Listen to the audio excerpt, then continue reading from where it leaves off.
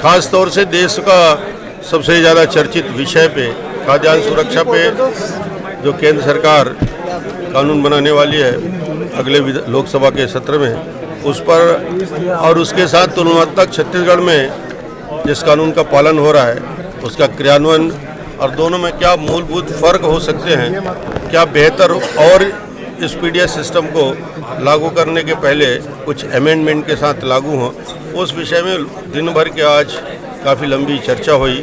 Workshop में विशेषज्ञों ने अपनी बात रखी, हमारे विभाग के सचिव और बाकी लोगों ने अपना प्रेजेंटेशन दिया। मैं यही बताने का प्रयास कर रहा था कि पीडीएस देश के लिए आवश्यक है। 1947 से लेकर आज तक देश के लोग एक बेहतर पीडीएस एवाई योजना जो 2000 में अटल जी ने लागू की थी गरीबों में सबसे गरीब के लिए, उस योजना के बाद इस सिस्टम को और मजबूत करने की ज़रूरत देश के लोग महसूस कर रहे थे और इस योजना का क्रियान्वयन हम पिछले 5 साल से बेहतर तरीके से कर रहे हैं।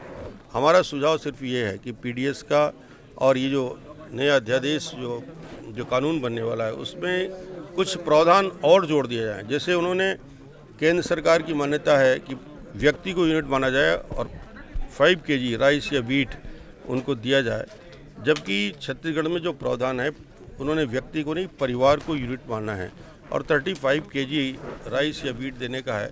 केंद्र सरकार उसमें 25 केजी कुल राशन के साथ में चावल देने की व्यवस्था की, तो 25 और 35 का ये फ़र्क है।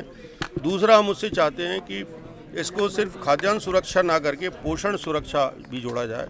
जैसे हम चाहते हैं कि इसमें नमक आयोडाइज साल्ट मिले, चना या दाल मिले, और यदि उन क्षेत्रों के लिए तेल की व्यवस्था कम कीमत में हो तो ये टोटल एक पैकेज हो सकता है जो पीडीएस को मजबूत करने की दृष्टि से, आगे बढ़ने की दृष्टि से, और जो भूमिहीन हैं उनको इस श्रेणी में सम्मिलित की जाए, जो विकलांग हैं उन्हें सम्मिलित किया जाए, और ऐसे परिवार जो गंभीर रूप से पीड़ित हैं उनको विधवा और विकलांग के साथ साथ लैंडलेस फार्मर और सीमांत कृषकों का नाम हमने जोड़ा है।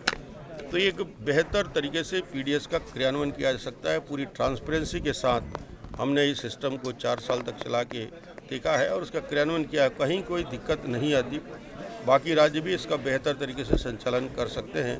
आज काफ़ी सार्थक चर्चा हुई और मैं धन्यवाद दूंगा सभी साथियों को। सर यूपी गवर्नमेंट इसको लेकर कह रही कि गेम चेंजर होगा 2014 गेम चेंजर तभी होगा जब इसका क्रियान्वयन होगा। अभी तो कुआं खोद रहे हैं, पानी निकलने में वक्त है। अभी तो सिर्फ एक कानून पास होगा, क्रियान्वयन में तो आने वाले 4 साल लग जाएंगे, क्योंकि इसकी सारी व्यवस्था और सिस्टम को धीरे धीरे आगे बढ़ाने का काम है।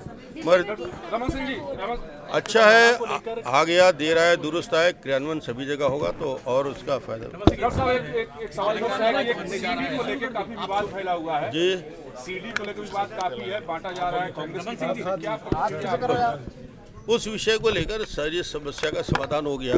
जिस व्यक्ति का नाम सिन्हा ने लिया था उस पर जो बैंक के चेयरमैन है तिवारी, उसने ही कहा कि ये सरासर झूठ है, गलत है, लोगों को फंसाने का है और एक षड्यंत्र का हिस्सा है। जब जिसके नाम से ही उसने सारे बातें कही थी, उस महिला ने जो चेयरमैन थी उसने झुठला दिया और उसका आपराधिक रिकॉर्ड रहा है। तो इस प्रकार के व्यक्ति को न न्यायालय में न बाकी विषयों में भी इसका कोई महत्व है और मुझे नहीं लगता कि जो मामला सब जुडिस है उसमें और कोई बहुत ज़्यादा चर्चा मुझे करना चाहिए।